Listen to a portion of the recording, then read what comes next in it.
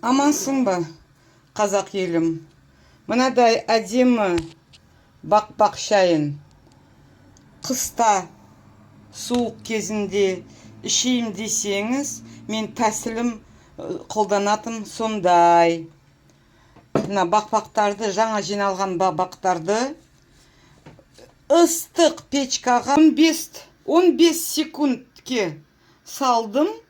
Енді күн болмаған жерде, күн түмеген жерде оны құрғатамыз.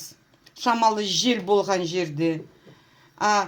Пешке салмасаң, шашылып, ашылып кетеді. Қыс бойы суық уақытында иісі болады әдемі, гүлдердің күші, бақпақтың күші қалады.